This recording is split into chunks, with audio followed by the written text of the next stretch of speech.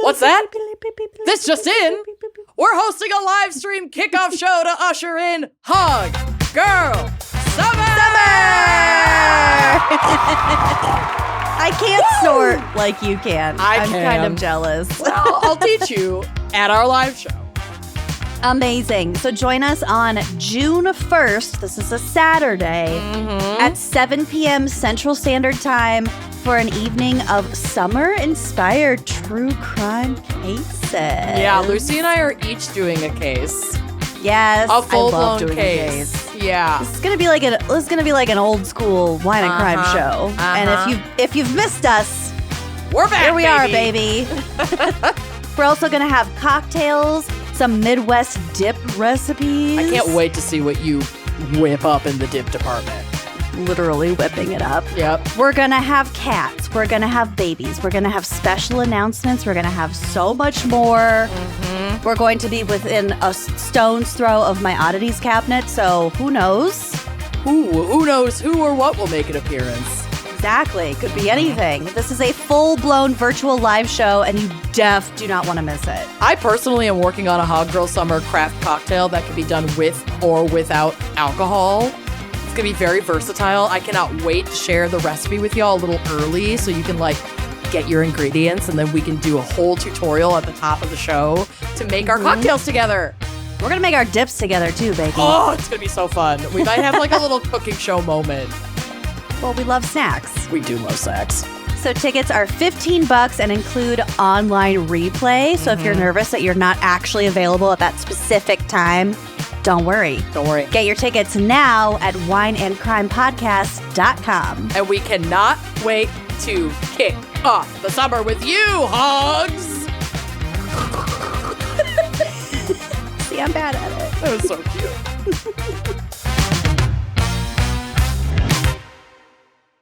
Just your, weekly call for rebellion. Complete overhaul of the criminal justice system. Yep. In the Arctic. Yeah, I know.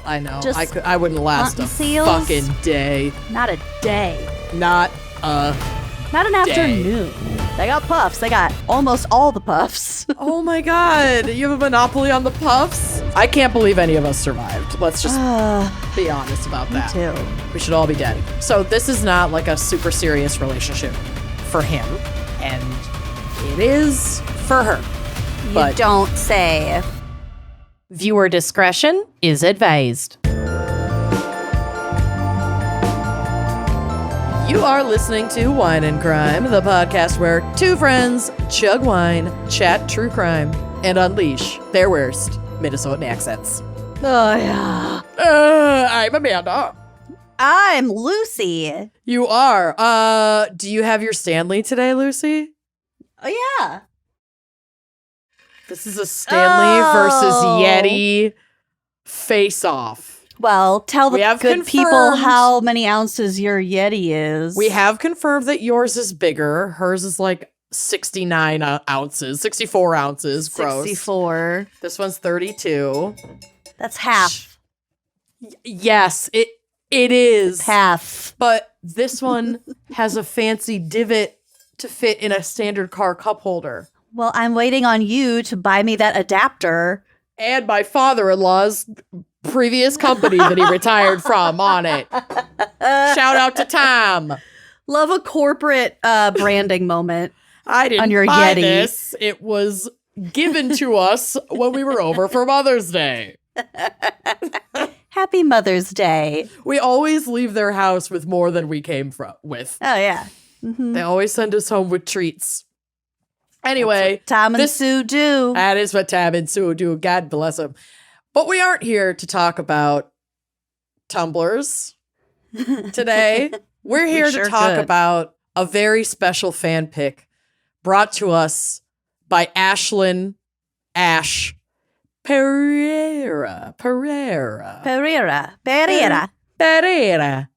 who has chosen the topic of Newfoundland and Labrador crimes, to which... Tell them what you did. I had a complete moment of panic today because So shout out to one of our researchers, Kathy. She's fucking badass and a lawyer and is so good at researching. And she sent me research outline for the case that I'm covering today, which you'll know it when we get to it. But then I thought that the episode was just Newfoundland Crimes. So I was like, okay, it's the region. Cool, got this. And I've got the fan pick, like, we're Gucci. Then I went to open the notes in the drive and saw Newfoundland and Labrador Crimes. And I was like, well, hold up. They can't both be regions. Is this fucking shit about dogs? And I panicked and texted Lucy. So I didn't realize this case was about dogs. This episode topic. Yeah, or this episode was about dogs. And I definitely did not write my case about dogs. I thought this was about a region. And Lucy goes, it is a region. And I was like, Labrador's a region? And oh my God, is what I said. And she just writes back, yes, cry laughing emoji. Hey, that is completely fair because I've been humbled. Newfoundland and Labrador as a set it's a fairly new thing, and we will get to it. Is Yorkie Poo a region? Probably. It's 361 clicks southwest of kilometers. Peniston. Yeah, fucking probably. Well, whatever. I got scared, and then she was like, no, you're good. Also, you dumbass, you had the fan pick. Like, the fan wouldn't pick the wrong thing for their episode top. It's a very easy Google search to figure out. It was such a deeply unserious moment in my life. And I'm embarrassed. I feel like it kind of erases my perennial annual win. Oh, I don't know about that because I think about that a lot. All right, fair. But anyway, Newfoundland Crimes. Newfoundland. But first. First, we got a quick butt plug for everyone. Speaking of other places that aren't Minnesota. Yeah, speaking of no man's land, we have a very important message for true crime fans, which I suspect you are if you're listening. And that is that Amanda and I will be at the 2024 True Crime Podcast Festival in Denver the weekend of July 12th through 14th. We're so excited. More. It's going to be amazing. I'm so pumped to be reconnecting with many other creators that are there that we already know, but also like meeting a bunch of people both in the industry and not in the industry that we haven't met yet. I'm so excited. So we're going to be just one of many true crime and justice-focused podcasts, joining creators and action-oriented advocates from all over the place. So at this festival, you'll hear from survivors and their families. You'll learn about missing persons cases and unidentified victims. You can sit in on panel discussions, live tapings. You're definitely also going to walk away with some new favorite creators. I know I am. I want to make like 15 new best friends while we're there. I wouldn't put it past you. Nope. And there's just going to be the lineup is incredible and really robust. So we've got Sarah Turney as the keynote speaker, and just some of the other pods that will be there include Generation Y, The Fall Line, Crime Lines, The Trail Went Cold, True Crime Bullshit, The Murder Diaries, Voices for Justice, and like so many more. And it's like, I know that we've done some other conventions. This one feels more intimate, and we're very excited to actually get to like interact with everybody. Yes. So get your tickets before they sell out. You can head to truecrimepodcastfestival.com and use the code COVEN for 15% off of your weekend pass. And we really hope to get to meet you there. We'd be so happy about that. I'm just jazzed to be in Denver in the summertime also. Yeah, it's going to be gorgeous. It's going to be fun, and I can't wait to see all of our friends and make new friends, and hopefully we will see you at the 2024 True Crime Podcast Festival, July 12th through 14th. Yes. So check that out. And before we get into the meat and potatoes, Amanda, what's our wine crime pairing? Well, Ash has also made a recommendation here that made me go, ugh, and then got me really excited. So Ash requested the Salty Seaman cocktail. Ew. Yeah. Isn't all semen salty? I mean, it really depends on the semen provider's diet. Yeah. So I don't want to think about it anymore. Anyway. Let's move on. And this is a cocktail, I think, fully created by this distillery that she wants us to shout out, but also this could just be their rendition of it. I don't know if this is like a classic Newfoundland cocktail. I would love it if the Salty Seaman is like an OG. Everyone goes to the dive bar, just orders a Salty Seaman, and it just like is a normal thing there. But if the it's usual. not, I'll have the usual. Oh, a Salty Seaman. Make that too. Anyway. But the distillery that I am asked to shout out and that I got the recipe from is the Newfoundland. I don't know I've always exactly how said it's supposed to be pronounced. Newfoundland, Mhm, but 'cause that's how I say the dog, Newfie. yeah, we'll kind of get to it. Okay, Basically, I don't have a solid correction for you. okay, great. Someone, I'm sure, will in our DMs. Oh yeah. But let's hear a little bit about the Newfoundland Distillery before we go over their cocktail recipe. So the Newfoundland Distillery Company was founded in 2016 by William Carter and Peter Wilkins with the aim to celebrate the terroir of Newfoundland and create distinctive spirits using local ingredients. It's very fucking cool. It is the first ever craft distillery in Newfoundland and Labrador. Wow. Super cool. William Carter, one of the founders and owners, is a cordon bleu trained chef, and he cooked for a wide range of guests in Ottawa for over 20 years, including 3 former U.S. presidents. And he specialized in localized Canadian cuisine and then began distilling to preserve like local botanicals so he could use them all year long in his recipes. Yum. And then was like, wait a minute, we could be making booze with like all this cool local shit. And then Peter Wilkins was traveling the world and was investigating different cultural approaches to alcohol and how it's like made and consumed for British television. And he's like an internationally exhibited artist. Jeez. Dude's a badass. Wow. So it's the first craft distillery in Newfoundland and uses locally grown barley as the base for many of its products. All of their spirits celebrate and focus on the purity of ingredients from the shores of Newfoundland.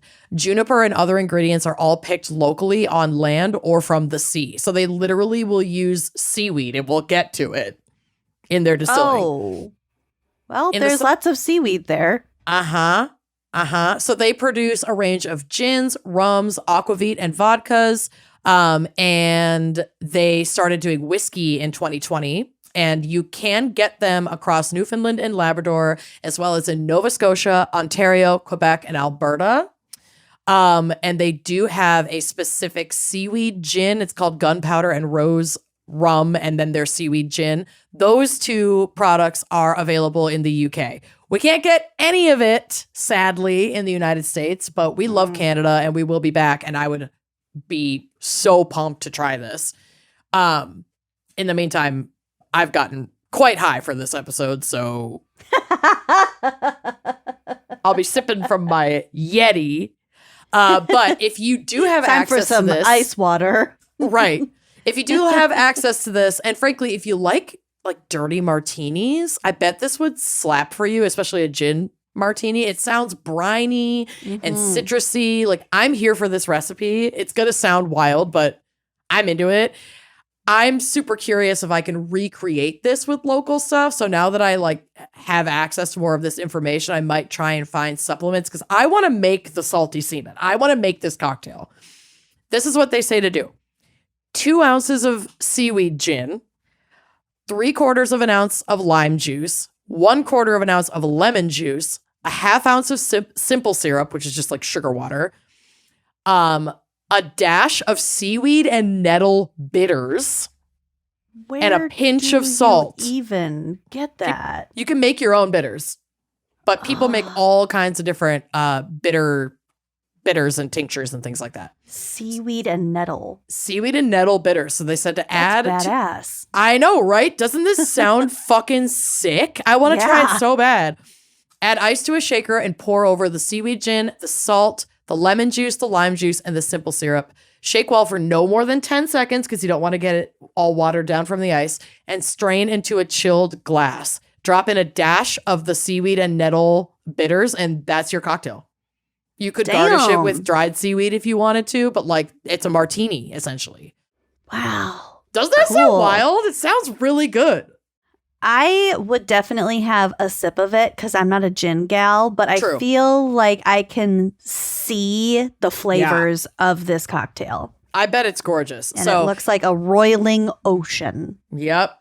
If you're anywhere near or capable of visiting the area of Newfoundland and Labrador, check out the Newfoundland Distillery. You can also just look them up at thenewfoundlanddistillery.com. And yeah, I want to go over there and try their cocktails. Well, it's only a 9.5 hour flight if you do want to get there. That is kind of far, but I can handle that. Maybe All it's of a our 9.5 hour fans, drive. Hold on. there's no way. It's got to be longer than that as a drive, because that would be like driving to Chicago plus 3 hours. There's no way. Newfoundland. We're on the Great Lakes. They're all connecting. Yeah, they're all connecting flights. Yep, it's far. What we need is our listeners, our fans, and Newfoundland, Labrador to really show up and show us that we could sell out a show, a Newfoundland, Canada show. That would be fun. And then we'll be there as soon as we can. All right. Oh, wait, it's 50 hours if you want to drive there. It's very If you want to walk there, it would take 863 hours. All right. Well, before we get to Lucy's segment, cheers to anyone who may or may not be drinking along with us. Okay, Lucy, what is our background? And I don't know if we'll get psych for Newfoundland and Labrador crimes. Well, you know there's region. You know there's vexology, the flag. Oh, yes. Mm-hmm. But we'll get there. Okay, so according to Britannica, Newfoundland and Labrador is the easternmost province of Canada that is composed of the island of Newfoundland and the larger mainland sector, Labrador, to the northwest. I do have a map on the drive, which will help you.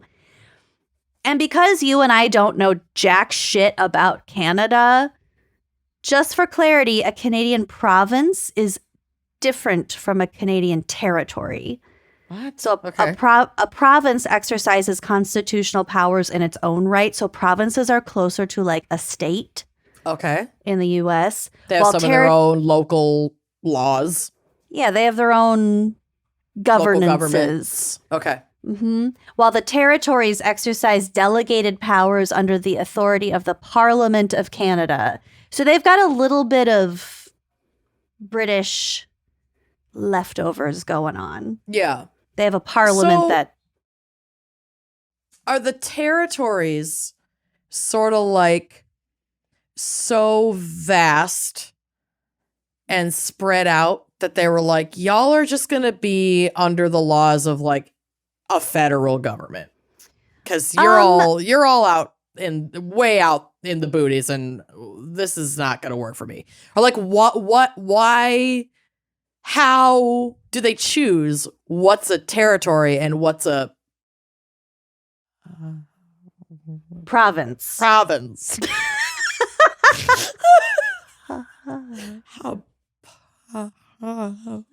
thing that's not a state. Yeah. That. I mean, I think a lot of it comes down to politics, and in particular politics within the last couple hundred years, because a lot of those northern territories, which by the way would be the Yukon, the Northwest Territories, and Nunavut, which is the one farthest to the east and also farthest north Like you're getting into like Greenland-ish. Arctic Circle for sure. I think a lot of the territories have a lot of indigenous populations. So that might make it more prone to a different type of governance than, say, the provinces that mostly border with the northern border of the United States. Yeah, of the U.S. Yeah. Okay. I don't know this for sure because this isn't really where my research led me. I get it. I'm sorry. Everything that we did talk about, or it suggests that. Yep. I also didn't know how fucking huge Hudson Bay was. Yeah. Oh my God. It's massive. Like a little ocean. Yeah. It's scary. So anyway, I think it comes down to politics, which most things do. Yeah. But like I said, if I had to guess, it has significantly to do with indigenous population, territories, boundaries, etc. Okay, so the province of Newfoundland and Labrador is the newest of Canada's 10 provinces, and they joined, well, I can't really say they. Newfoundland joined the Confederation in 1949. So its original name was just Newfoundland. And then it wasn't until 2001 the Constitution of Canada was amended to change the province's name to Newfoundland and Labrador. Oh, so okay. you can hardly be blamed for not knowing that they were that the names went together because it's only 23 years There young. was no way to know. Oh my God. What the fuck was that? Your cat? I elbowed my huge Stanley. It scared both of us. Yeah. Myself and Stan. Me and Stan. Me and Stan. According to the Government of Canada statistics, the statistics from the Government of Canada, in 2021, the population of Newfoundland and Labrador was just over 520,000 people, which is about 1.3% of the total Canadian population. Wow. She's sparse, baby. Not a lot of people live there. No. Their head of their government is the Honorable Andrew Furey. Ooh, Fury. I'll kind of come back to the population because it's really, I think, kind of wild. The name of the island of Newfoundland comes from the Latin terra nova, which means new land. New land. Okay. Yeah. Go figure. Newfound land. Well, the name originated when King Henry VII of England referred to the land discovered by John Cabot in 1497. I'm sorry, discovering. In quotes, yeah. This is a very Christopher Columbus situation. They have their own. They have their own Chris. They got their own Chris. 1497, John Cabot. So King Henry VII called it Newfoundland, Luande, Land. Hot. Archaeological evidence suggests that the Beothuk, which it's the name of a indigenous people, and I heard it as both Beothuk and Beothuk. Or Beothuk. So I'm going to go with Beothuk, but there were differing pronunciations. So the Beothuk people inhabited Newfoundland long before European colonization and may have descended from earlier people who occupied the island for several thousands of years. Wow. At the time of European contact, the Beothuk occupied at least the north and southeast coasts of the island and had a population of somewhere between 500 to 1,000 people. Wow. So it was a small community-ish community. They were also kind of split up into different groups, and they were fairly nomadic, like hunter-gatherers. They were sometimes referred to as the, quote, Red Indians because they often painted themselves and their tools and weapons with ochre. So it made them look like a dark red. And because they were on an island and because there were such low numbers of them, they were isolated from other indigenous groups and were more susceptible to the effects of European contact.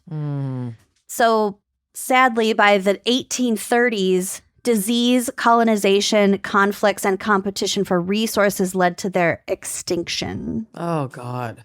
So while there are like traces of people with Beothuk like ancestry lines, there's not like a community of living people in this tribe. So it is an extinct, quote unquote, extinct tribe.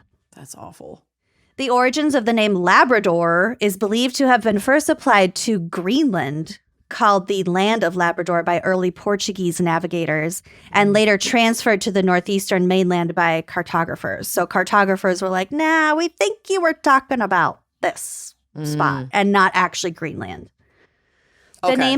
The name likely derives from the Portuguese explorer João Fernandes, who was a Labrador or landholder in the Azores. That's what Labrador means? Landholder? It's Portuguese for landholder. That's wild. Mm-hmm. Damn. So the Azores or the Azores are some islands in Portugal. Mm-hmm. Political control of the peninsula was passed back and forth between Newfoundland and Quebec, which is the province directly to the west of Newfoundland and Labrador. Thus confusing the name's geographic significance until the Quebec-Newfoundland border was established in 1927. Although Newfoundland's claim to the watershed of all rivers flowing into the Atlantic Ocean is recognized in the Constitution Act, many Quebecers still consider Labrador a part of Nouveau Quebec or New Quebec. So there's still kind of like some historical claim to the Labrador area because that is where a lot of those. Yeah, I don't even know if it's like disagreement because those are the borders that have been drawn and established, but it's just more of like a heritage sort of a right. You know, they're claiming it in the soft sense of the word. Experts have traced human habitation in Newfoundland back 9,000 years. Wow. That's wild. Evidence of maritime archaic native occupation. So like very early like seafarers in the Arctic Circle. Oh my God. So people who just like went out in fucking boats and just discovered new little places. Boats that they built.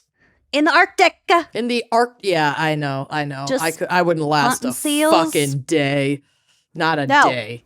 Not a day. Not an afternoon. No, a warm afternoon in July. I couldn't do it. Not without my weed vape. I have a few demands. You guys, where are we and where the fuck is my vape? You guys, whose turn is it for Yahtzee and where the fuck is my vape? Stop everything. Where the fuck is my vape? Turn out your pockets, you bitches. One of you has it. One of you has my fucking vape. Courtney was like, I can see it from here. You left it by the hot tub. I would like to formally apologize. I did indeed leave my vape out by the hot tub and then really came at you guys super hard about wondering where my vape was. So for that, I am so very sorry. So if anyone's wondering how our trip to Palm Springs was last weekend, that pretty much sums it up. I just kept trolling everybody all weekend. Stop everything. Where the fuck is my vape? Fuck is my vape? And it just gets more manic and hysterical every time. I'm so sorry, you guys. It's in my purse. I'd like to formally apologize. One thing that's unique about me is where the fuck is my vape? I will fucking lose my mind if I can't find my vape. Lost vape, lost mind. We had a good time in Palm Springs. Anyway, what were we talking about? Not dogs? Like Vikings and shit. Yeah. Okay, so evidence of maritime archaic native occupation dating back at least 7,000 years has been found at L'Anse Amour burial site on the southern coast of Newfoundland. Okay.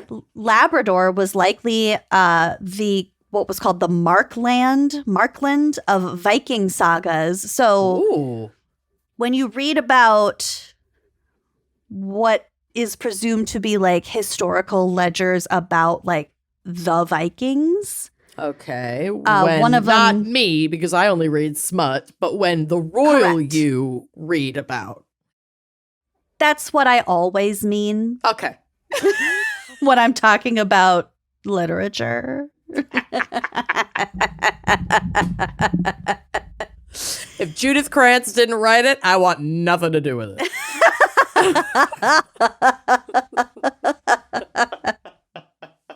If there aren't at least 2 sets of nipples on the cover, I don't want anything to do with it. Nothing to do with it.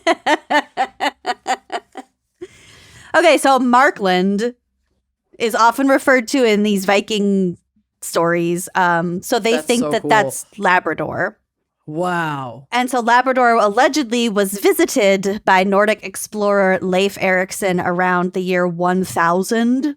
I think we literally graduated high school with a Leif Erikson. Angela Erikson. There were a lot of Eriksons. There were. But I Leif know there was Erikson. a Leif or a Leaf. Maybe I don't know. Whatever. That name sounds very Scandinavian, and I Probably love one of it. Blen's Blidthun's siblings. They all have Probably very Scandi names. Scandi and like Viking. Yeah. Scandi Viking. Mm-hmm. Anyway, Okay, so if Leif Erikson did visit Labrador around 1000 AD, he would be the first European in North America. Maritime archaic culture was displaced about 4,000 years ago by the southward expansion of Paleo-Eskimos from the Arctic, who were in turn displaced by the ancestors of the Montagnais-Naskapi and the Inuit.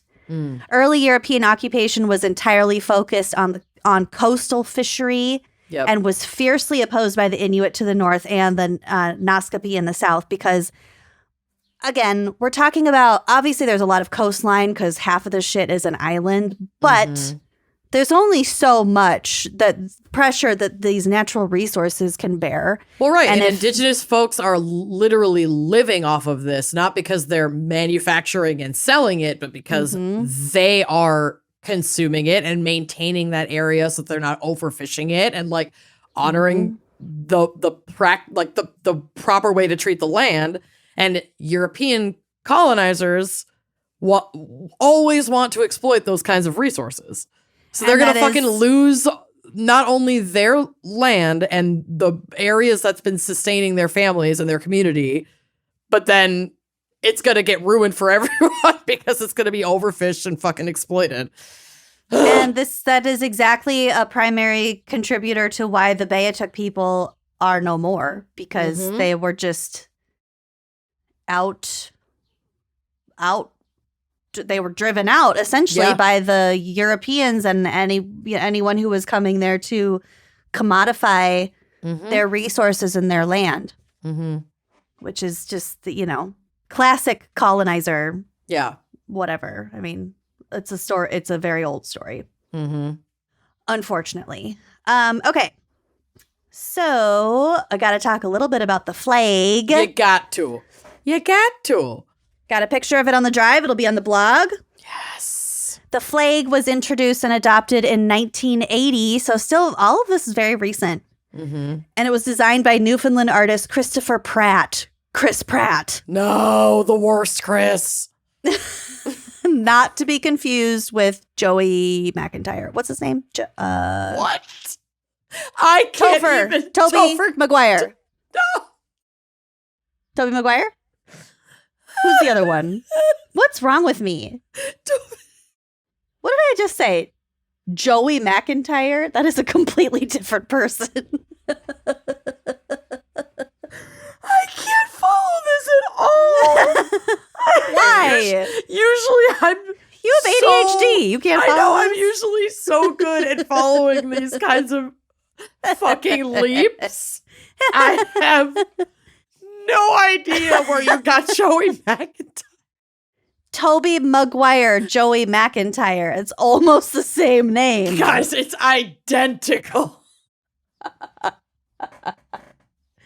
Okay, we got Jake Gyllenhaal, who looks just like Tobey Maguire. So you can see those two. Yes, they do. Then Joey McIntyre, Tobey Maguire. They sound as much as the other two look like. And I already forgot the other guy's name, so. Oh my God. Okay. Pause. Everyone fucking stop. You guys, wait. Stop. Where is my vape? Where is my fucking brain? I cannot continue until we type in Jake Gyllenhaal and I show you a picture of him.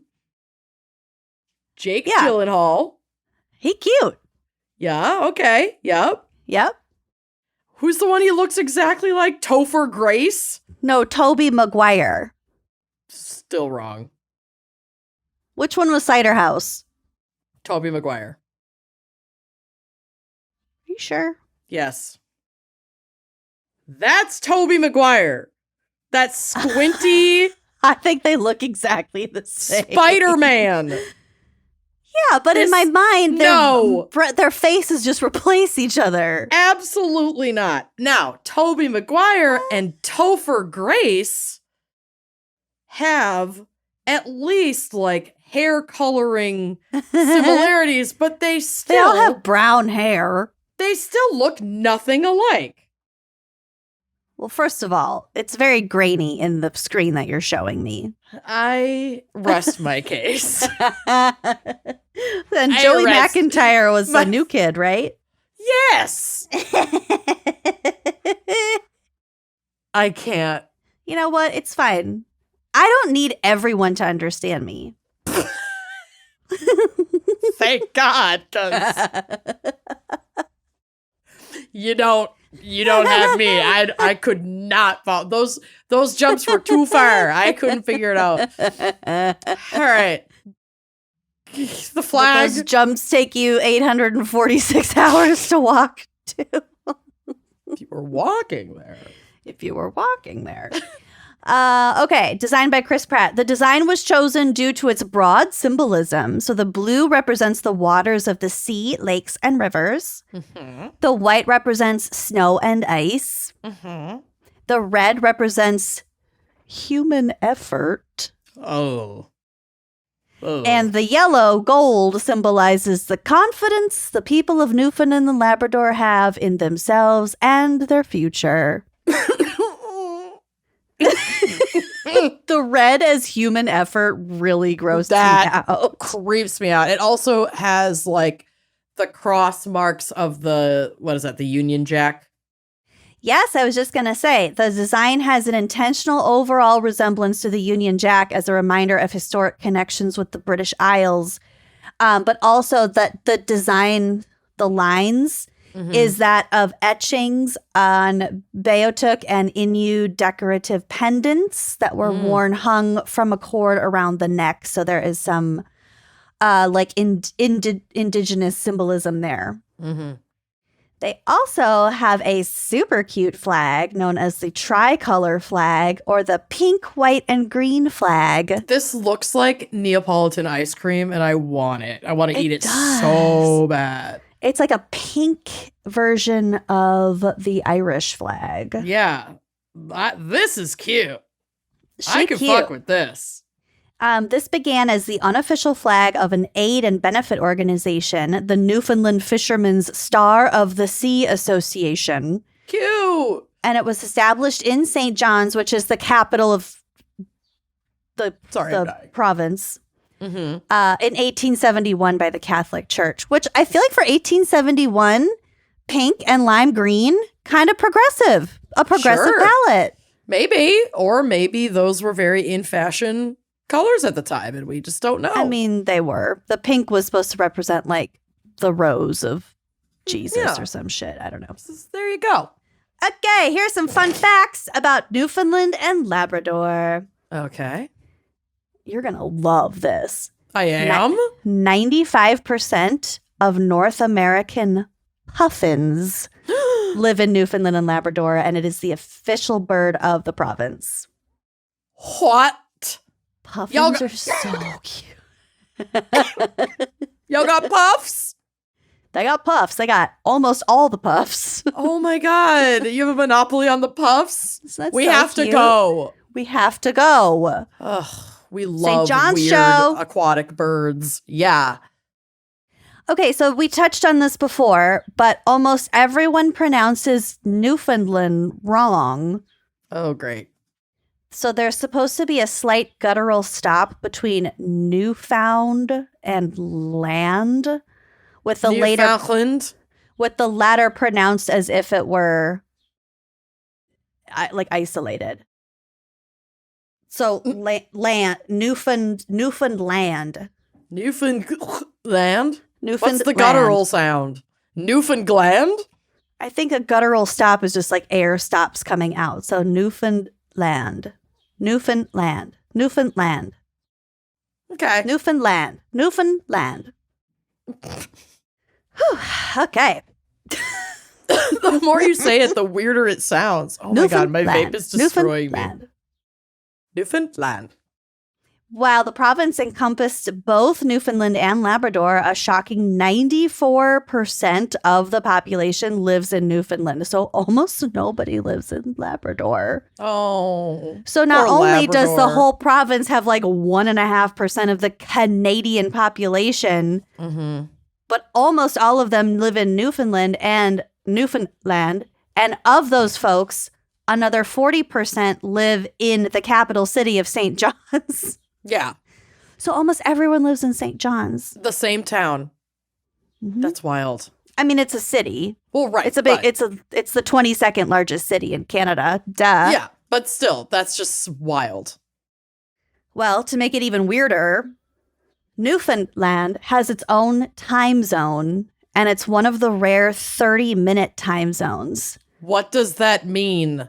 So instead of being an hour apart, it's only 30 minutes apart from whatever else. So if you visit, you'll be living 30 minutes ahead of Atlantic time and 90 minutes ahead of Eastern time. Literally, why? I don't know, but can you imagine trying to like schedule a fucking Zoom call with a 30-minute like deficit? No. I And refuse. You're 90 minutes ahead of Eastern time because it's just so far out into the Atlantic, so much farther out than like Maine. Y'all are freaks. Isn't that wild? 30 minutes. That's nuts. That's bizarro. Almost what's the point? Right? Like, I think about this a lot. There are places much closer to the equator, like Hawaii, for example, where really no matter the time of year, the sun rises at about 6 a.m. and sets at about 6 p.m. You get the 12 hours of light, 12 hours of dark, and it like doesn't fluctuate. Mm-hmm. So I just feel like if people, I get the concept of daylight savings to provide like more day or more darkness, whatever for. Yeah, but daylight, I don't even think Canada has daylight saving. So that's not even a daylight saving thing. No, I just think that time zones are like weird and arbitrary. I don't know what I'm trying to say. I'm high. It's just really fucking confusing. And it's like people just deal with. I'm thinking of how a day is structured and that like that's why we have time zones, because the sun is going to rise in different and set at different quote unquote times of day on a global scale, But it's like, unless your days are fucking opposite, it's like we're all in the north. I don't get why a 30-minute like, difference is going to be that big of right at that point. What's the point? For me, I feel like even East Coast and Central Time are like kind of silly, and that the only one that really makes the most sense to me is like all the way out west. Mm-hmm. But I don't know. I just think this is fucking weird. Like, I don't get the reasoning. I just don't like it. I really don't like it. It's bothering me. It adds to the magic of Newfoundland and Labrador. Like, I'm gonna be either really early or really late to everything.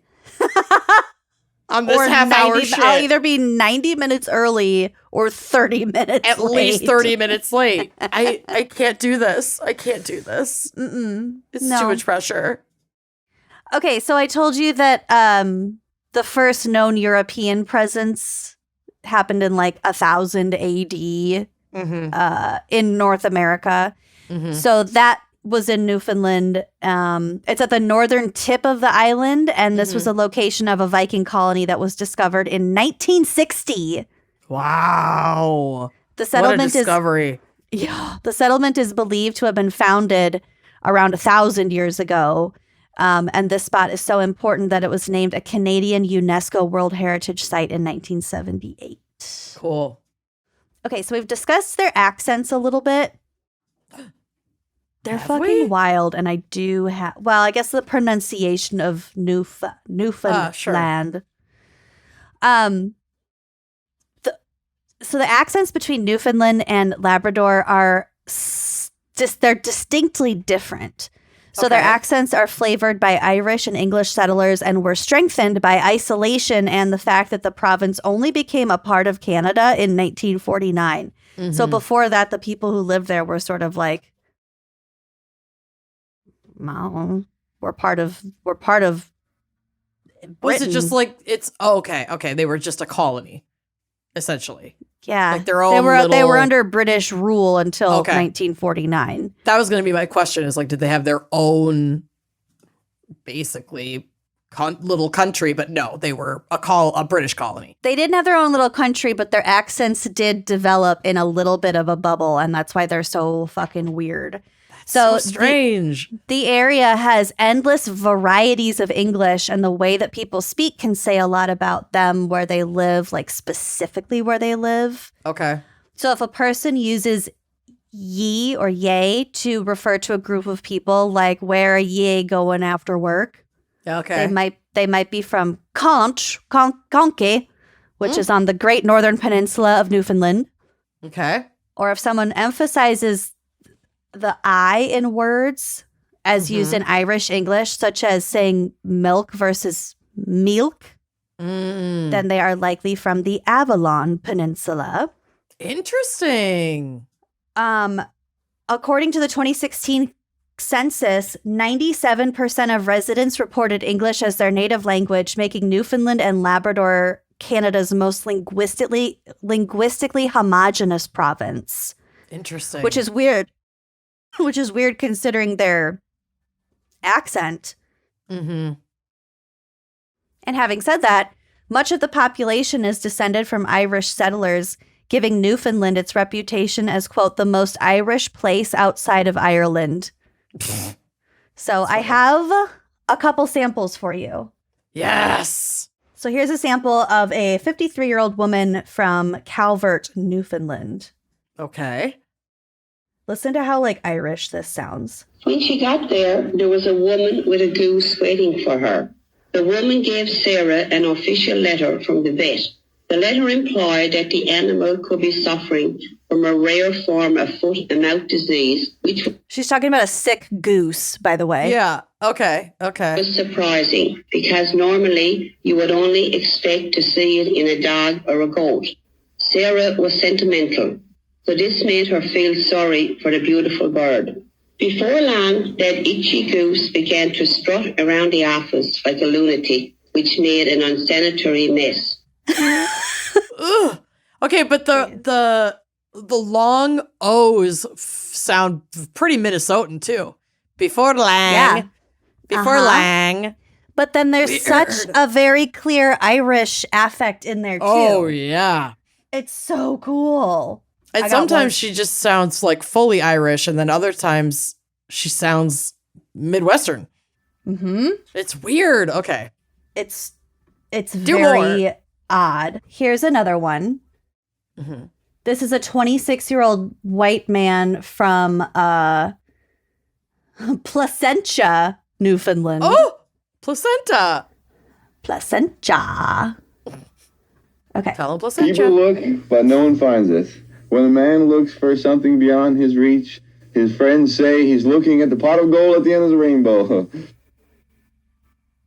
Yep, born in Placentia, right in Placentia Cottage Hospital, and I've lived in Jerryside I lived in like that area all my life, and then I went to town. Town is there's only one town in Newfoundland, that's St. John's. So even though with all the rest of them, there's still two towns. I don't know why, but lived there, like went to school for like 7 or 8 years. I'll fast forward a little bit. Normal. But no, He just I'm sounds not like an true American Newfoundlandese. bro. There's people from the Cape Shore, like, But kind of drunk.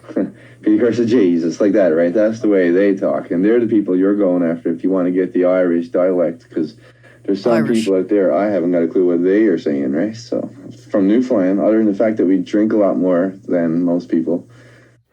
Okay, so he's a little bit younger than the first lady. Uh-huh.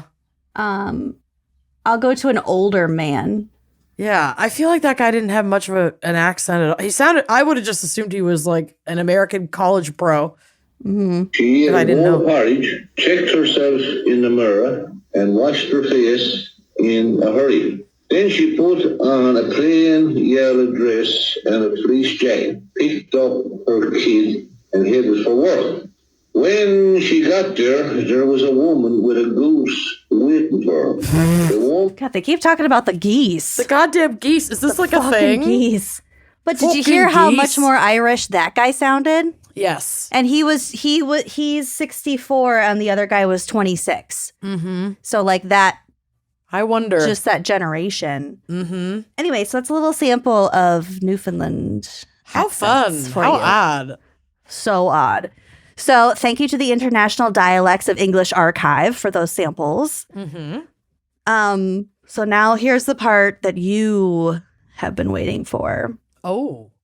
Amanda, you may be wondering if this topic has anything to do with dog breeds. You bitch. The answer is is no. yes. Yes? Yes. Did you add this for me? I mean, I had to set the record straight about Just in what it case. is we're talking about. Just in case this was supposed to be about dogs. Covered all of our bases. We covered all of our bases. According to Britannica, Newfoundland is a breed of working dog developed on Newfoundland Island. This That breed, tracks. right? This breed possibly comes from crosses between native dogs and the Great Pyrenees dogs taken to North America by Basque fishermen in the 17th century. The typical Newfoundland is solid black, brown, or gray. The Landseer, oh my God, I've got pictures on the drive. I know. They drool so much, you guys. I also love the picture of the woman They're with like so cute. 6 Newfoundlands around Yes. her, and they her are I Heart Dogs t-shirt. I love Dags. dags. She's living my best fucking life right She is now. covered in saliva right now. 1000% and a lot of hair. Ugh. The Landseer Newfoundland, named for Sir Edwin Landseer, the artist who painted the Newfoundland, is usually black and white.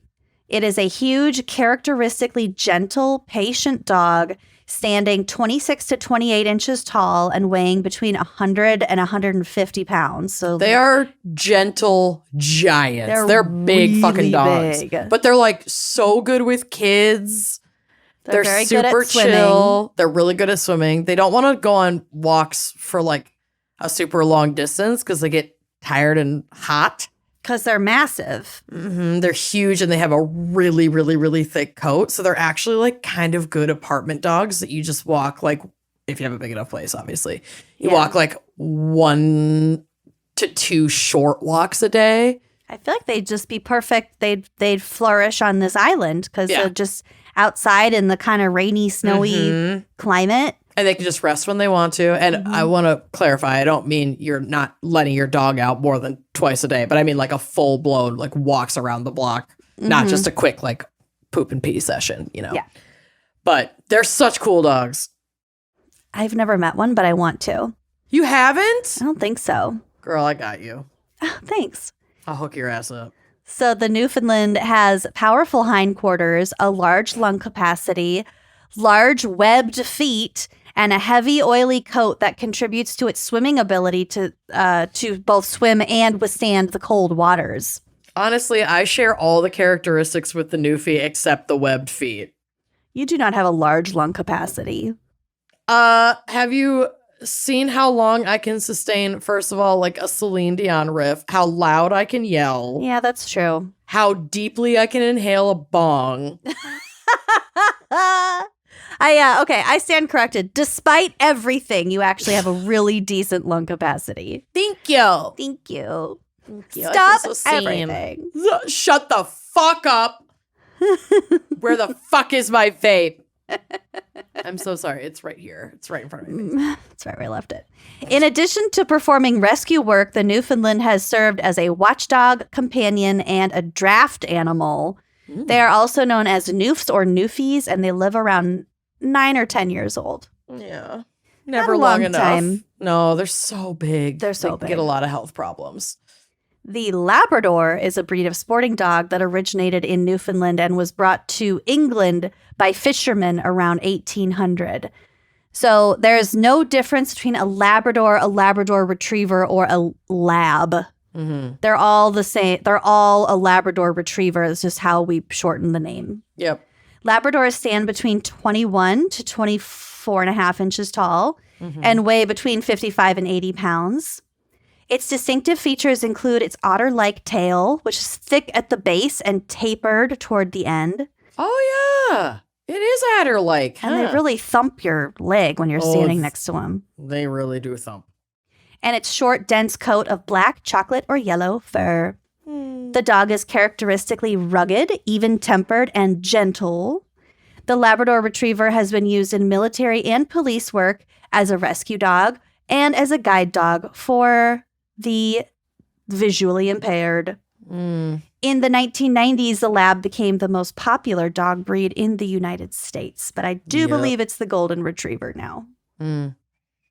I feel like they've been neck and neck and just swapping the crown for a long time. I mean, the kinds of families that own either one are the same kind of family.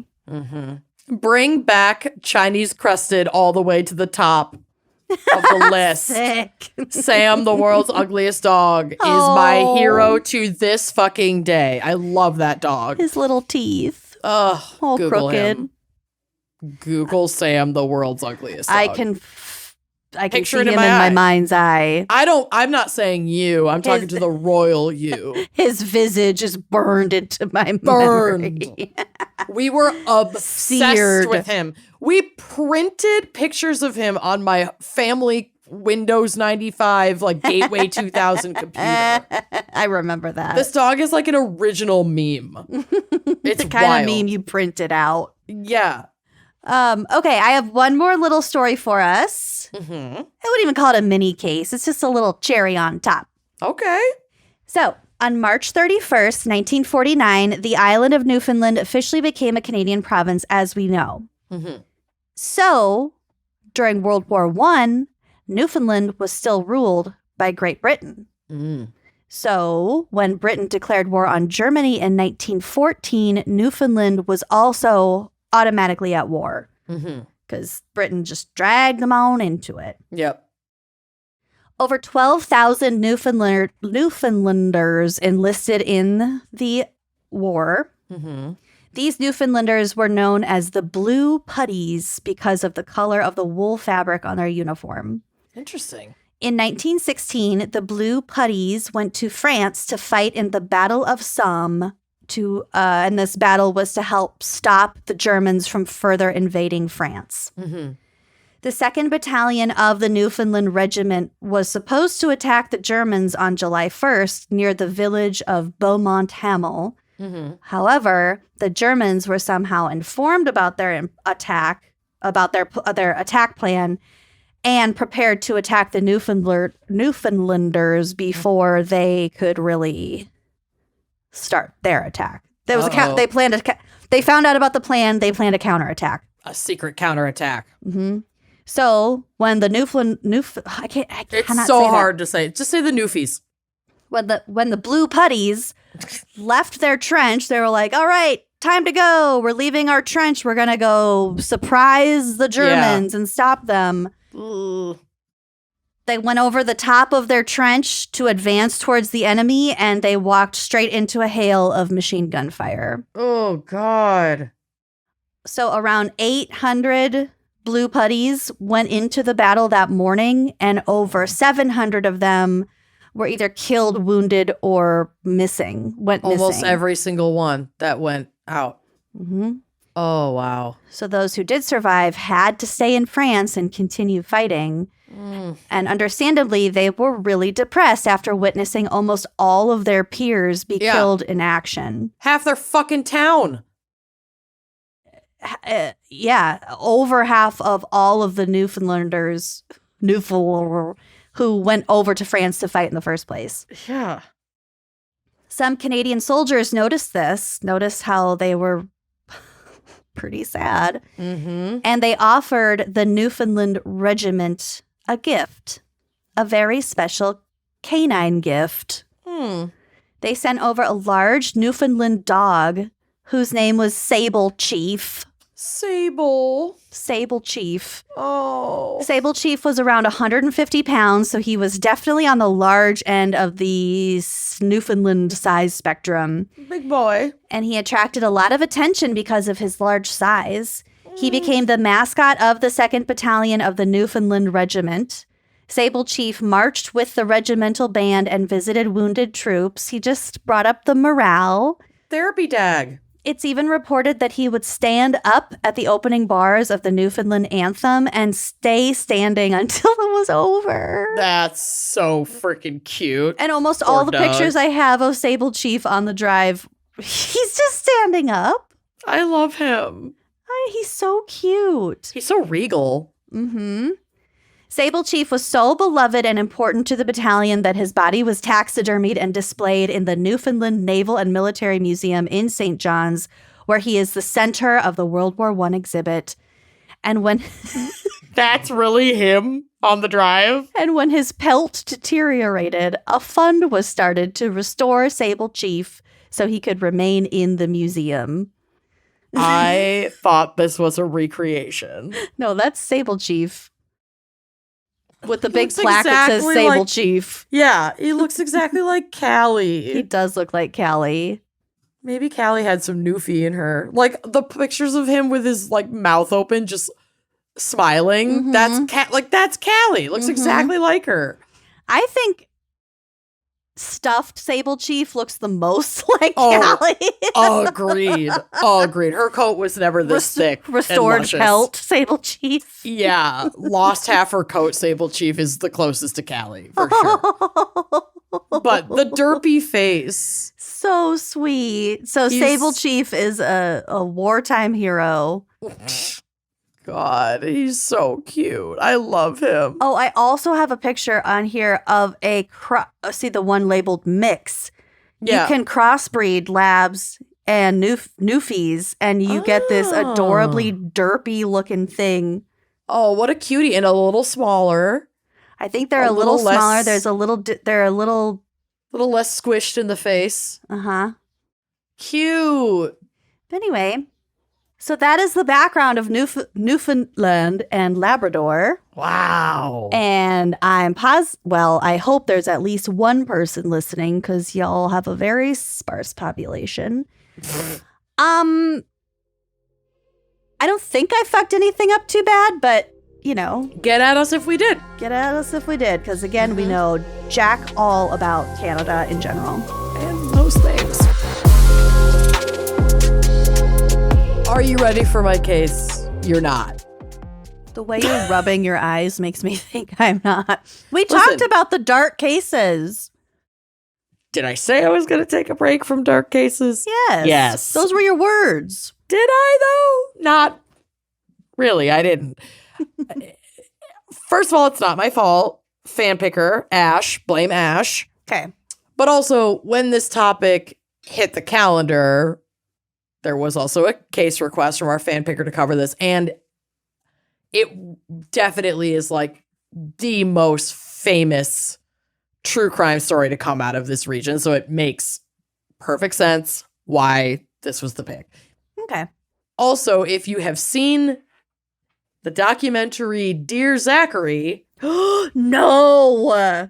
And been absolutely gutted. Oh my God. By the end of that documentary, then you know what's coming. And that serves as my trigger warning. That was, honestly, I think that was the first true crime documentary I'd ever seen. If you haven't seen it, I do recommend it. It is Beautiful, It's tragic, gorgeous. It's and powerful documentary filmmaking. fuck you up. But it will destroy you. Wow. And we'll circle back to the documentary at the end, because there's, a little more that I want to say around that, but we'll get to it. So Shirley Jane Turner was born on January 28th, 1961, an Aquarius, in St. Anthony, Newfoundland, Canada. She was Canadian American because her father was in the U.S. military and her mother was from St. Anthony. So the kids got like dual citizenship, basically. She spent early childhood in Wichita, Kansas, with 3 siblings before her mother moved with the kids back to St. Anthony after separating from her husband. They eventually got divorced, but she left with the kids before they even got divorced. Not a whole lot is recorded about Shirley's childhood, likely because it was, for the most part, pretty normal. Obviously, divorce is very hard on children. But it seemed that she was well provided for. She didn't grow up in an abusive household. Some of the details that you usually get about people like her don't have as untarnished an origin story. You know what I mean? There aren't There's that usually many red more flags trauma here. Yeah. So she was a good student in high school, and after graduating from high school in 1980, she enrolled at Memorial University of Newfoundland and had goals to pursue a career in medicine. So she was doing pre-med. While at university, she became pregnant with her longtime boyfriend, and they married in 1981. Her husband stayed at home with their son so that she could finish school. By 1983, she had taken a job on the side as a science teacher, I think a substitute science teacher. And they had a second child together in 1985.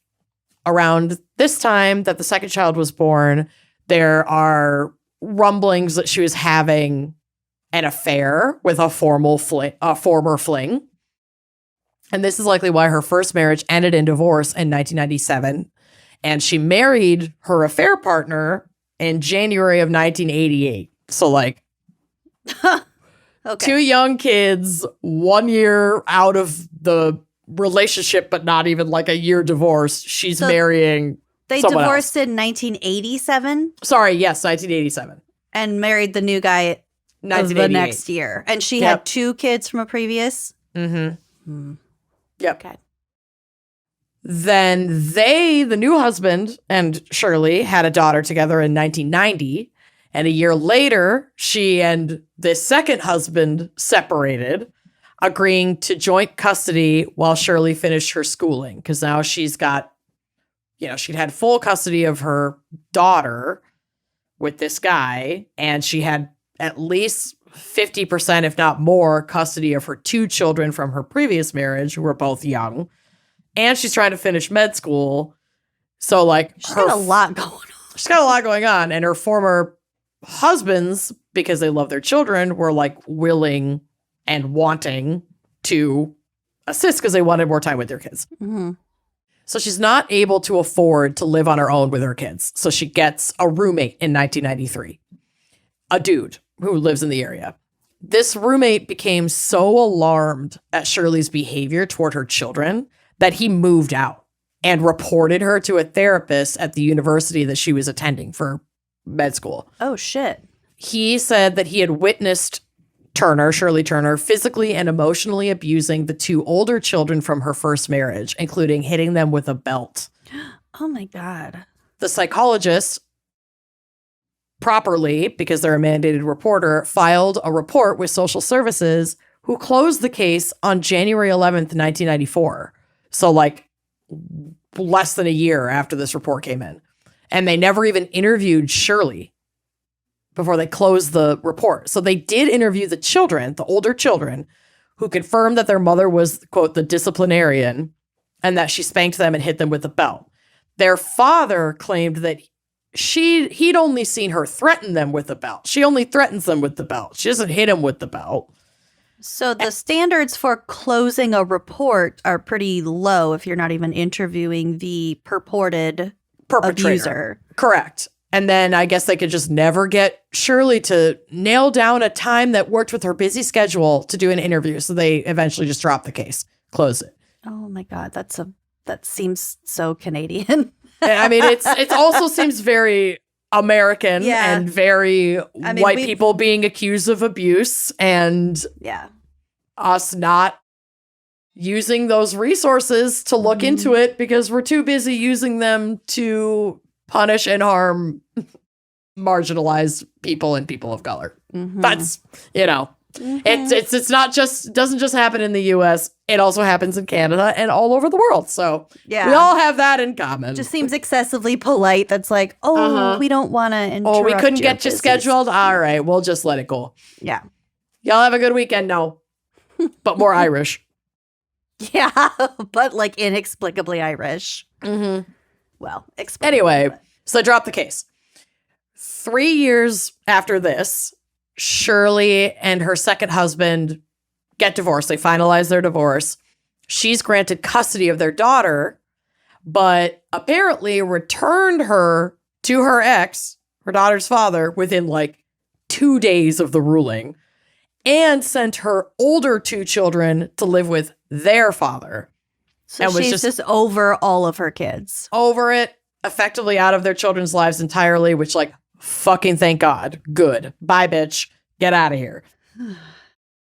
In March of 1996. Still, holy abandonment.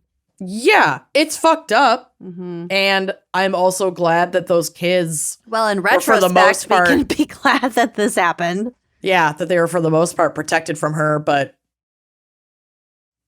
it's tragic all around. In March of 1996, Shirley Turner began a relationship while working as a resident. She wasn't like a full doctor yet. I think she was still doing a bunch of her training hours when she first started here in 1996.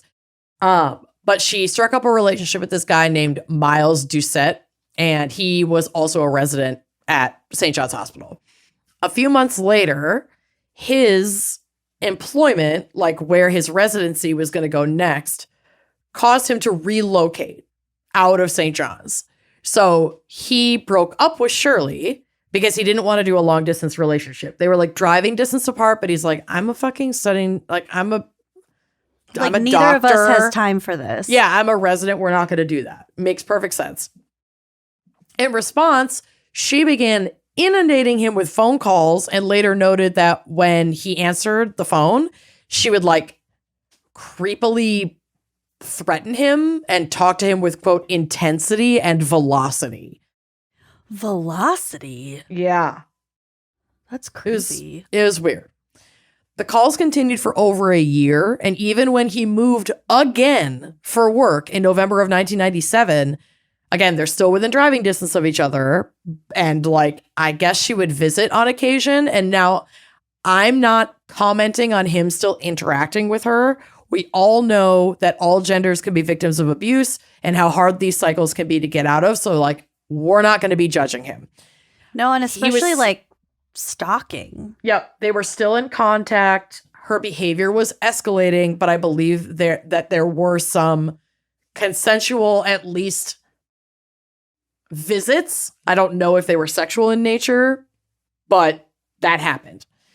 So on one of these visits, he and Shirley had been out and about, and they were walking back to his apartment, and they got into an argument, and she took off one of her like platform sandal shoes. Oh no. And hit him in the jaw with the heel of her shoe. Ooh, that's not like playful at all. No, she attacked him. Wow. And from what I understand, this was the last straw. He tried to once again completely cut off contact with her, but she kept leaving threatening voicemails and like kept showing up to his apartment unannounced. He had the police remove her from the premises on at least one occasion. Ew. He moved again in 1998, this time leaving Canada entirely and relocating to Pennsylvania. And she followed him. She moved to Pennsylvania? No, she didn't move. She just showed up at his apartment. Oh my God. Like a year later, like I think she'd been going back and forth, but one of the times she showed up at his fucking apartment on April 7th, 1999, he found her lying semi-conscious outside of his apartment because she had ingested a combined 65 milligrams of over-the-counter drugs in a quote-unquote suicide attempt. And I put this in quotes because this was clearly a manipulation tactic on her part. She was not actually trying. Right. She's not actually trying to kill herself. She was using this to get his attention and get him to talk to her. Mm-hmm. It was also, not only was it clearly a manipulation tactic, it was a dramatic one. Police investigation revealed that Shirley had ingested 32 tablets of Unisom and 42 tablets of Nazone. Unisom helps you sleep, and Nazone apparently can induce vomiting. So she took those with a 20-ounce bottle of Pepsi and a bag of potato chips, and then just like walked up to his apartment and waited to see what would happen and got super sick. A pharmacy rep said they could not, like a pharmacist, said that they couldn't think of the rationale to take these together, that this would like make you very sick, but would require a whole lot more of it to actually like kill an adult. And she as a doctor would know that. Right. So this kind of established that theory that this was a false attempt to manipulate this man. She also planned her outfit for the occasion, which like if the medicine evidence isn't enough, this sure as shit is for me. Oh my God. She wore a long black dress and cradled a bouquet of red roses and wrote 2 suicide notes. One that was 4 pages long for Miles, this guy, Miles Doucette, and the other one that was 1 page to her psychiatrist. And she said to her psychiatrist, "I'm not evil, just sick." Sure, okay. So Shirley was rushed to a hospital where she is sick. Yeah, you're right about a lot of that. Wow.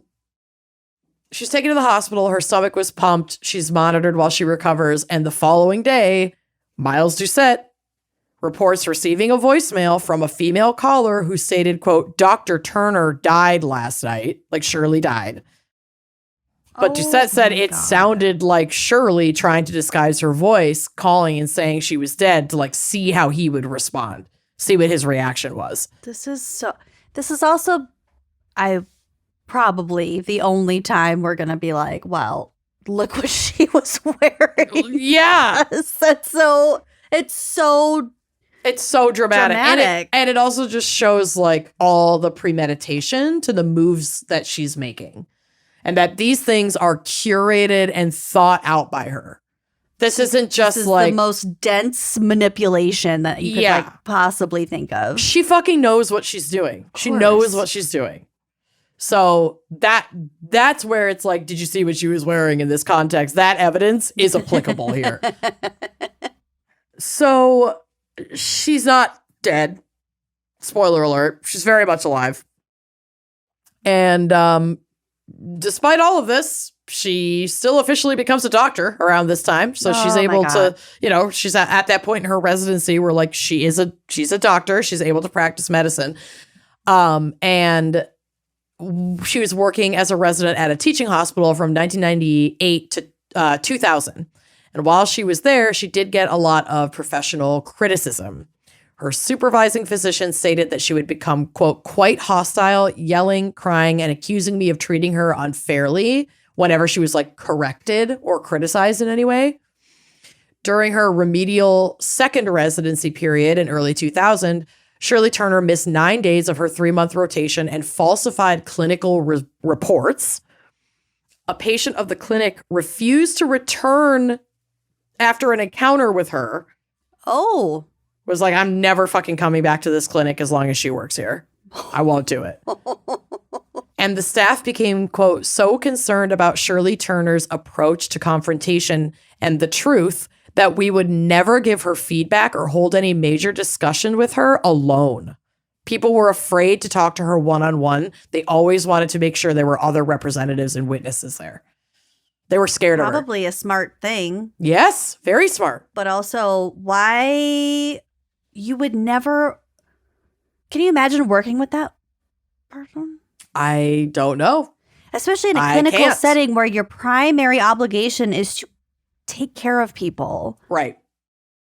It's pretty obvious, though, that the people who she had to actually work with and for had a very different relationship and interactions with her than other people in the hospital that she was manipulating, because she once again at this this teaching hospital where she's working meets a colleague and they strike up a romantic relationship. Oh, no. And this is Andrew Bagby, who she meets in 1999, and they start to date. Andrew was described as a kind, devoted son. He made Eagle Scout at 15. He was like super family oriented. He was an only child. He made friends super easily. Like everybody knew him. Everybody loved him. He was inspired by his mother, who was a nurse practitioner, to become a doctor. So he wanted to work in medicine because of her. And his best friend was a filmmaker. Yeah, well, yeah, we'll get to that. So he moved to St. John's, Canada, in this Newfoundland area to attend the Memorial University of Newfoundland. And his fiance, Heather, made the move with him, but they broke up after his first year of med school in the summer of 1997. And then Bagby was like totally destroyed by this breakup. And 2 years later, in the spring of 1999, he starts dating Shirley Turner, after kind of like not really seeing that many people in between, because he was still pretty devastated that he and his fiance had broken up. He's also a med student. So like, yeah, he's fucking busy. That much time. So he's considerably younger than Shirley. He's in his third year of med school and starting his residency where like he can't practice medicine on his own. She's in her second year of residency. Shirley was, twice divorced. She's got 3 kids and she's 12 years older than him. So Andrew's friends are like, this is a weird match. Mm-hmm. What's going on here? And he would assure his friends that like, this is a fling. She's not looking for another husband. She's not looking for anything serious, and knows that I'm not looking for anything serious while in medical school. We're just hanging out and having fun and hooking up. So this is not like a super serious relationship for him. And it is for her. You don't say. Yeah, but she at this point has manipulated him into thinking, oh, no, we're on the same page as long as you're still with me and only me, and then we'll see how it goes. So after graduation, Andrew Bagby would return to his home state of Pennsylvania, working as a family practitioner. And Shirley Turner did the same thing she did to the last guy, who coincidentally also moved to Pennsylvania, and would follow him to the States, like go visit him. But she took this way further. She fully moved to the United States. She took a job in Council Bluffs, Iowa. That's where Ellen's from. I know. While Bagby is working in Latrobe Area Hospital in Pennsylvania. And in this way, the relationship continued pretty okay because they're long distance. Shirley's flying frequently out to Pennsylvania to spend the weekend with him. And it's kind of allowing this just fling thing to continue. He's not visiting her. To him, it's like, we're still not that serious, but if you want to fly out here and hook up, like, that's fine, whatever. Yeah. We're all consenting adults. But he had made it sound to his friends, and I believe him, that he was like, we weren't exclusive. We have kind of like an open relationship thing because we're long distance now, and we weren't exclusive to begin with. So he's like sort of seeing other people, or like going on dates with other people, and she visits every once in a while. Fine by me. I don't care. Yeah. And that's just what the situation was. That seems like a pretty common arrangement. Yeah. And according to Andrew's parents, he did try to frequently like ease out of the relationship and just move away from that. But like Shirley Just kept coming around. Yeah, found ways to just keep coming around. And a lot of folks were saying about their friend and their son, like Andrew was just so nice. He was like too nice to put his foot down. And this was working out for them as he thought. So he just was like, okay, we're going to continue this long distance relationship. And then as his interest in other people starts to grow in October of 2001, he's like, no, I have to finally shut this down. We can't keep doing this. So he's trying to make a clean break from her, a final breakup. In response to him trying to break up with her, she purchases a .22 caliber handgun and enrolls in a series of firearm safety classes. She also tells Andrew that she's 3 months pregnant. Spoiler alert, she's not yet. But she's not pregnant when she says this to him. And this was a very misogynist thing that I thought. But when you said that she just kept coming to visit him, my first thought was she's trying to get pregnant. Honestly, I think she was. And while we don't apply, like that obviously gets over applied to so many situations that aren't It's a really easy excuse. Right. Or like a thing to blame on women. But in this particular case, sometimes that is happening. That is it can be a very big manipulation tactic. It can be like a misogynistic stereotype and still truly happen in the real world. Like those two things can be true. So she tells us she's pregnant. At this time, she's not. But she uses this to get Andrew to agree to talk to her at an upcoming wedding of like mutual friends. They were both going to be there at this wedding. According to friends who were there during the wedding, the pair kind of acted like a couple, like they were dancing together, they're drinking together.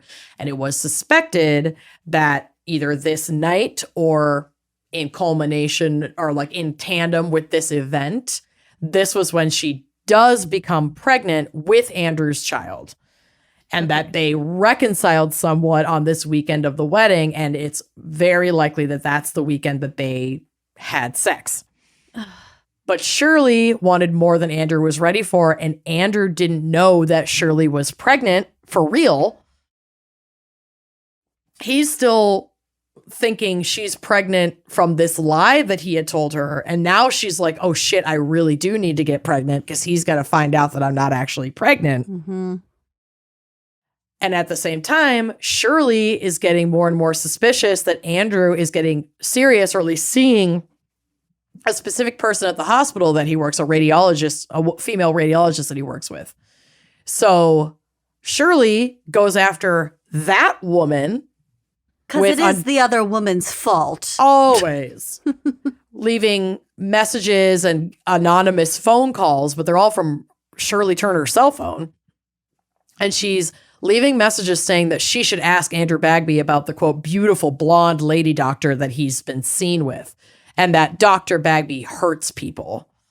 Okay. Leaving just these like fucked up weird messages on this woman's totally third party, not involved in any of this shit woman's cell phone. Yeah. Like they're probably just colleagues hanging out at and outside of work. Doesn't mean it's...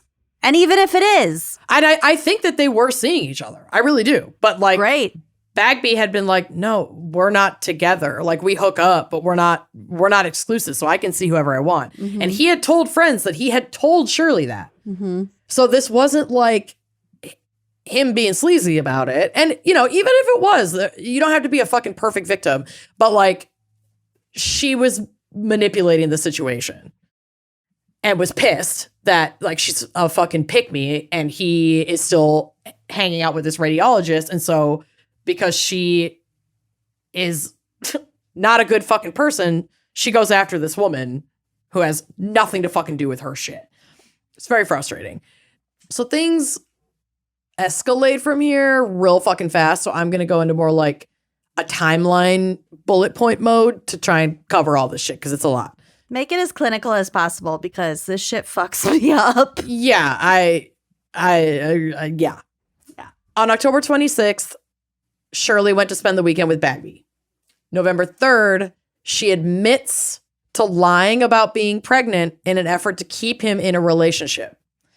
Bagby is furious. She may not even know she's actually pregnant at this point. That's unclear to me because her lie and them having their weekend together were not that far apart. Mm-hmm. So she might not know yet when she makes this confession. Bagby is furious, understandably, and drives Shirley to the airport, breaks up with her firmly, finally, I don't want to talk to you again, sends her back to Iowa. The next day, Shirley makes 3 phone calls to Andrew Bagby from her home in Iowa. Then gets in her car around 1 p.m. to start the 16-hour, 946-mile drive from where she lives to his hospital in Pennsylvania. Jesus. With her gun and ammunition inside of a box in her Toyota RAV4. Ugh. In the early morning of November 5th, 2001, around 5:30 a.m., she confronted Bagby at his residence. He was in a little townhome that's right across the street from where he has his practice, his medical practice. They argued, but Bagby was able to end the altercation and safely get to work across the street on the agreement that he talk with her after his shift. So he doesn't know she has a gun. He's just like, whoa, whoa, whoa. What the fuck are you doing back here? I have to go to work. I can't deal with this right now. And she's like, well, I'm not going to let this go. And he's like, okay, then we need to talk after work. I'm not going to get fired because of this. And she's like, fine. And he goes to work and he gets there super agitated and tells his friend, who is also a coworker, Clark Simpson, about Shirley arriving at his door, and then completely dismissed Simpson's advice not to meet with Shirley in private. Bagby subsequently promised to visit Clark Simpson's house after talking to Shirley Turner that night, but he never showed up at Clark's house. So his friend Clark Simpson recalled this interaction with Andrew. Quote, he said, "You'll never guess who showed up on my doorstep at 5:30. And I said, who? And he said, that psychotic bitch, which fair.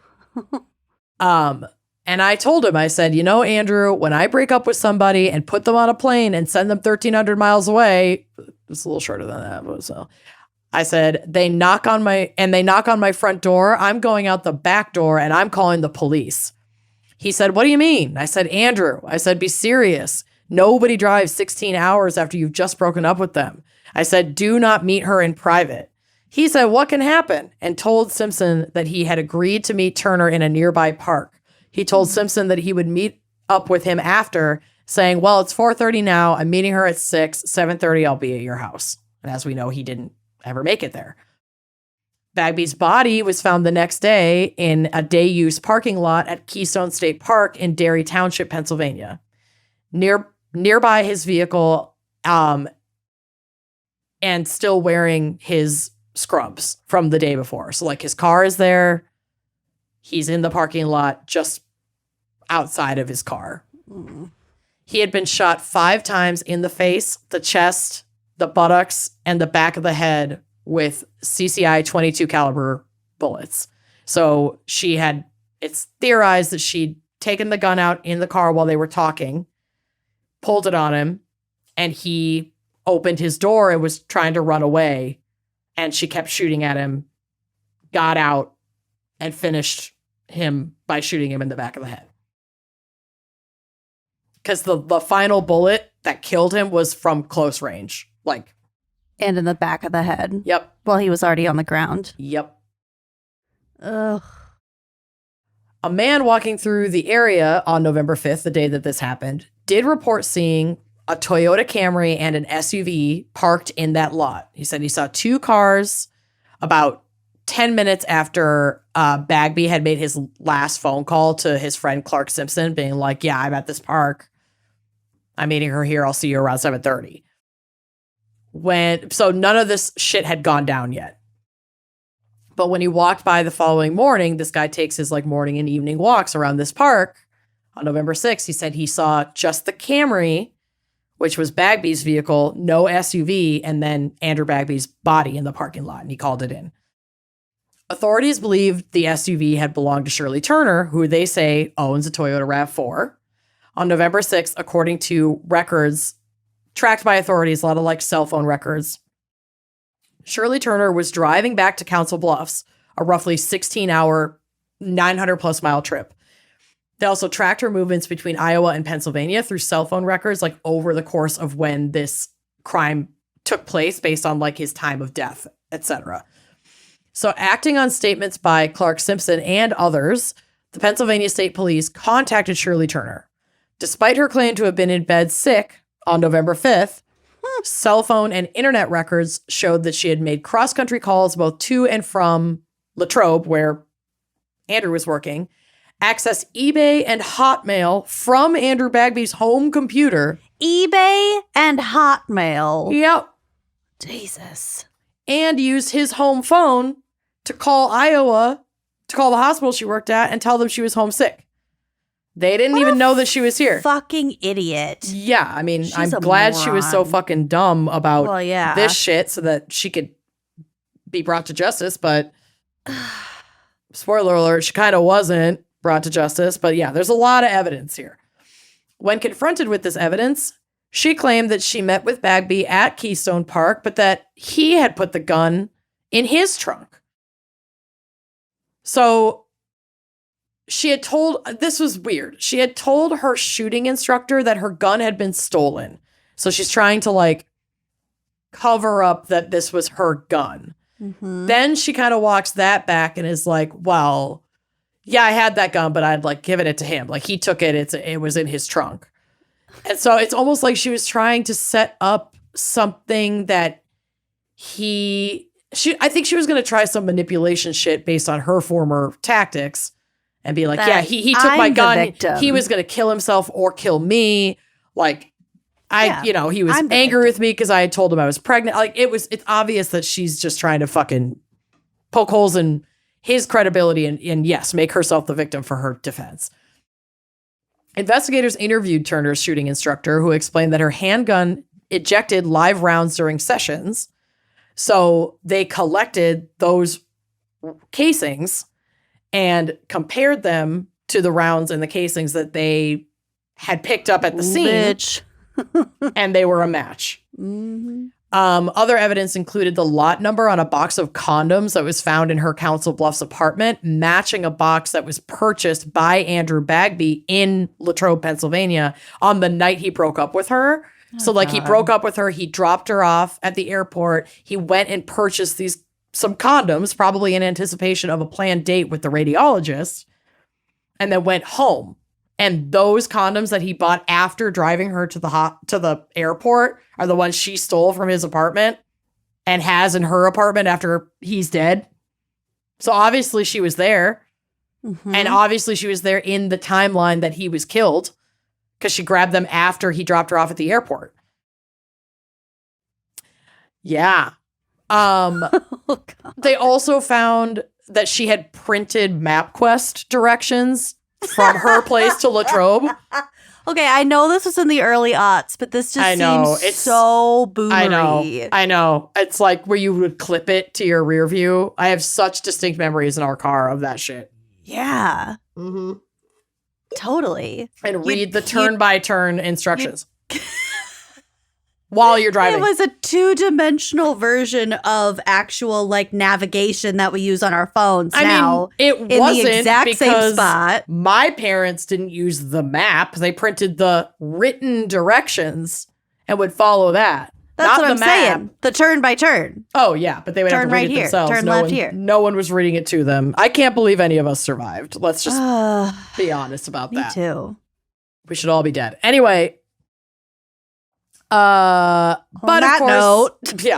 of course, Shirley Turner had left the country by the time authorities were able to obtain a warrant for her arrest. She went back to Canada. She fucked off back to Newfoundland. Yeah, that's where all of her kids are. Yep.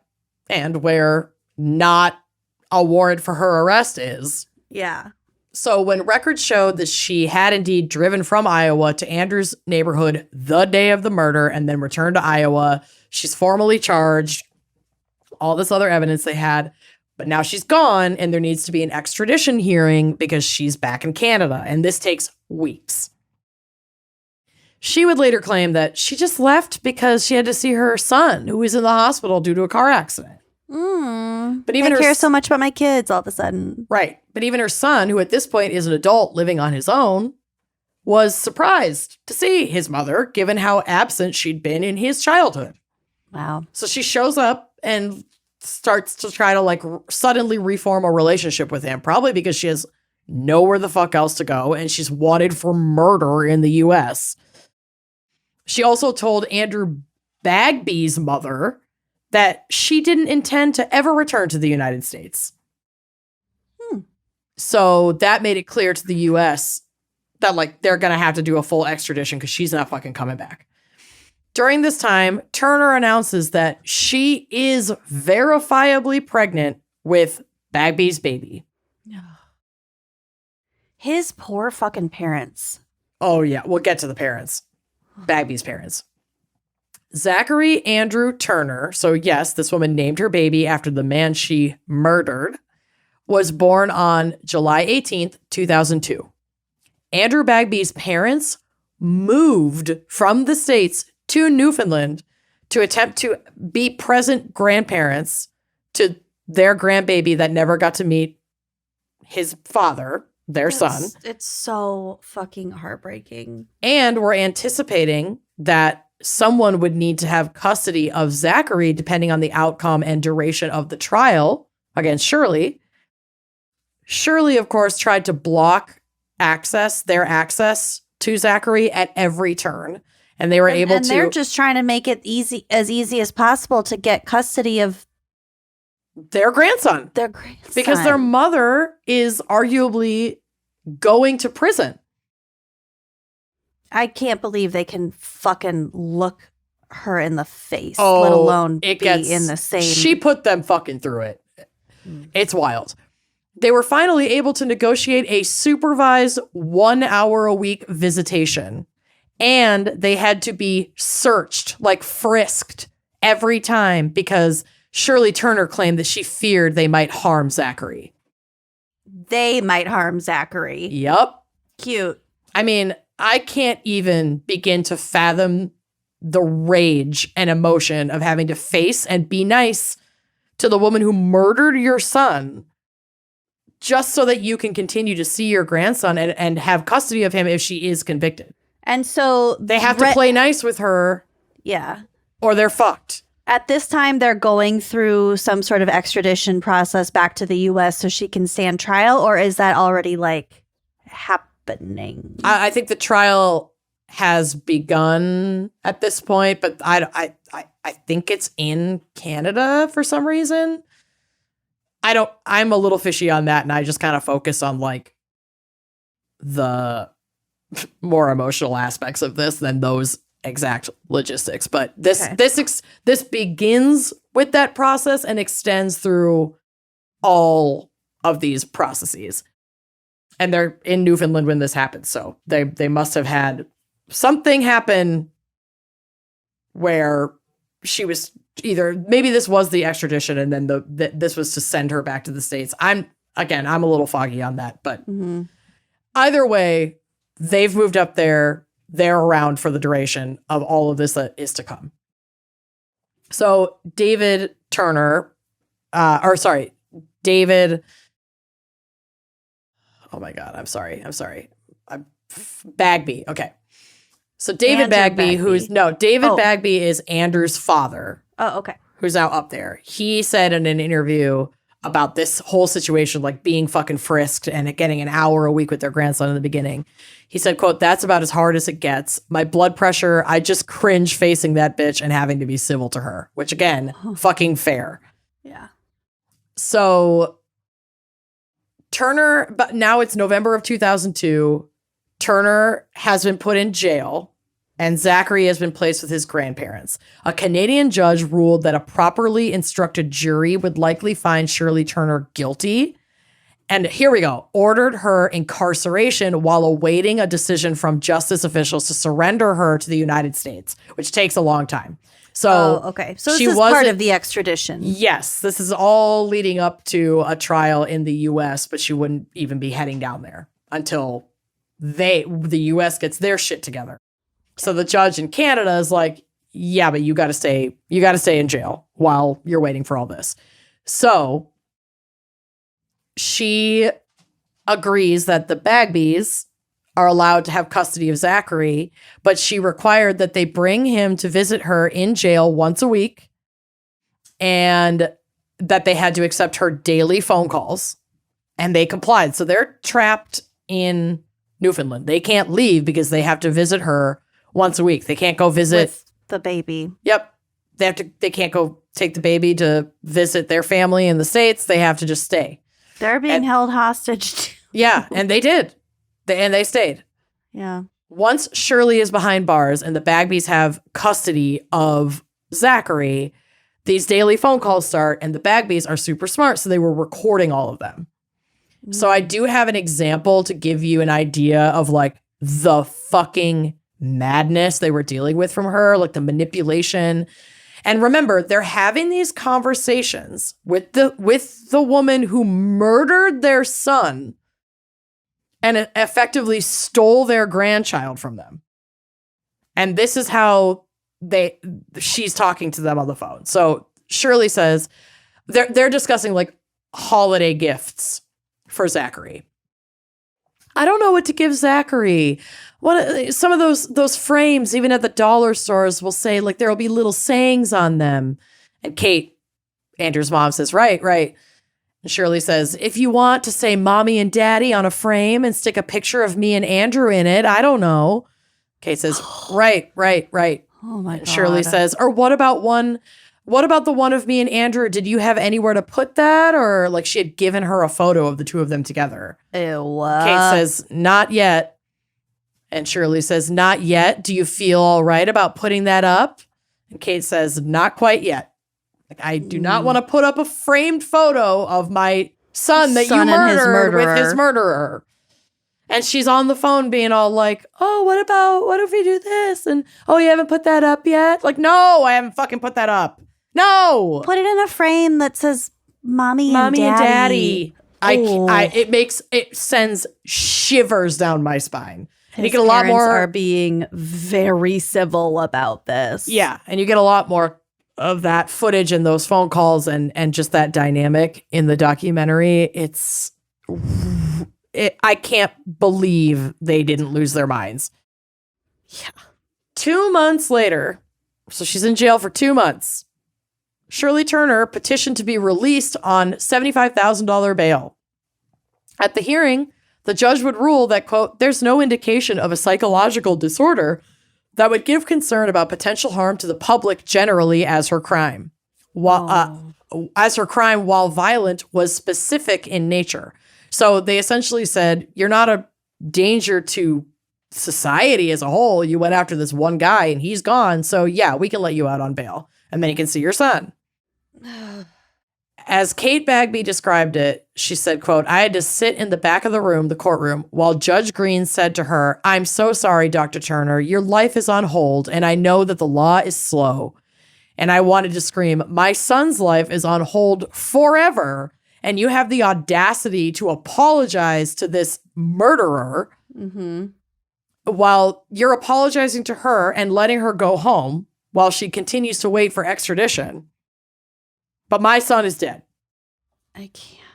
But that's the way the cookie crumbled. She was released. Zachary, now 6 months old, was returned to her custody.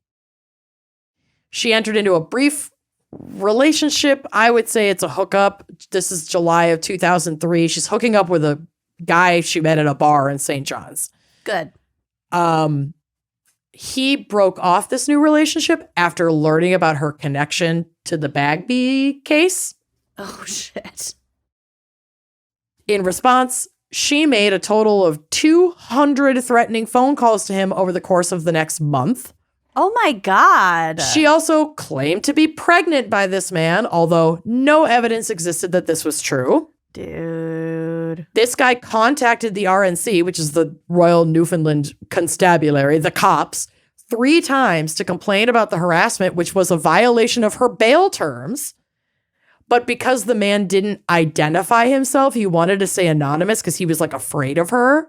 And he would have had to have identified himself to file a criminal complaint. So he couldn't file an official criminal complaint against Shirley Turner. So it just went away? So no investigation was launched at all by the RNC. They didn't even look at it. Oh my God. When a constable contacted Turner's lawyer about the claim of harassment, they just denied the allegations. That never happened. You have no proof. That never happened. Didn't pull phone records. Didn't interview her. Nothing. Then in August of 2003, a few weeks after Zachary turns 1, Shirley Turner and the Bagbys took Zachary on an outing. When the Bagbys were bringing Zachary and Shirley to Shirley's son's house, she's staying with that adult son that she had randomly like popped back into his life because he quote unquote had a car accident, but no, he didn't. She's living with him, with her baby. Got it. Shirley woke up Zachary, who'd fallen asleep in the car seat in the grandparents' car, saying, "Wake up, Zachary, and say goodbye to your grandparents." And that would be the last time that they saw their grandchild. Oh, Jesus Christ. So around 11:30 that night, Shirley Turner came downstairs and asked to borrow her son's car. She said that Zachary was being fussy and that driving him around would calm him down. So she put him in the car and she goes to a local pharmacy and picks up a prescription for lorazepam. Then she drives Zachary to Conception Bay South, which is not like super, super far, but not like in the neighborhood. And this is where the man that she had hooked up with from that bar and then consistently harassed lived. So that seems to explain why she was going to Conception Bay. Then, in the early hours of Monday, August 18th, 2003, Shirley put Zachary in his car seat and drove to the house of this guy who rejected her. She left photos of herself under his car and a used tampon in the front seat of his car to be like, well, fuck you, I'm not pregnant, I guess. God. And like, you can go fuck yourself. Before taking off and running her own car into a ditch near his home, apparently deliberately.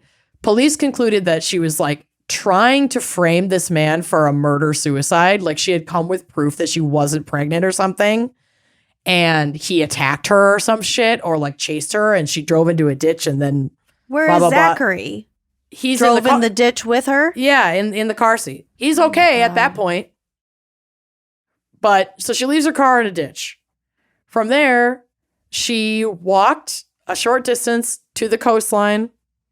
She mixed some of the anti-anxiety medication that she had picked up from the pharmacy into Zachary's formula. So the one silver lining is that he was likely unconscious from this before they entered the water. She ingested a toxic amount of the medication herself. She tied Zachary to her chest with a sweater and walked off the wharf into the Atlantic Ocean. She and Zachary were found by a vacationing Ontario couple who were walking their dog along the beach later that night around 7 p.m. In response to all of this, the Bagby grandparents / parents were unfucking consolable. I mean, I can't even imagine. And they've been very candid and open about what they were feeling during that process.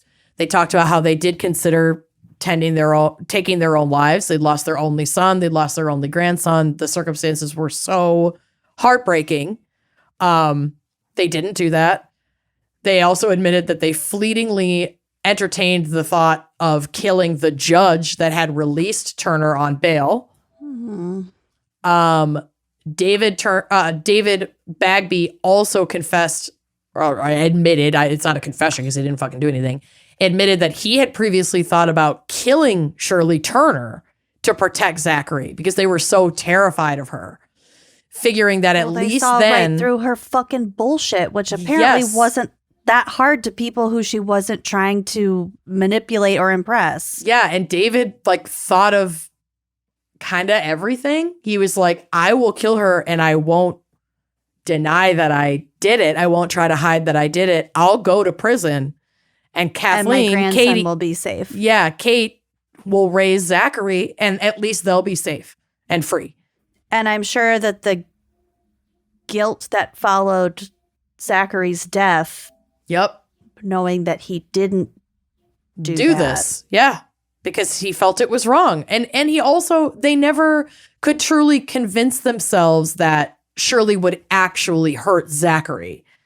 You know, even for them, that was beyond their true comprehension. So when you're in a point where you're talking to your partner, like this would be so hard to imagine, but putting myself in their shoes, you're sitting on the couch talking to your partner about this shared trauma that you're experiencing, and you're bouncing ideas around on how to fucking survive it. And one of the ideas that comes up is, I could kill her and go to prison, and you take Zachary and get the fuck out of here, and I'll take the fall. That it sounds pretty extreme. reasonable.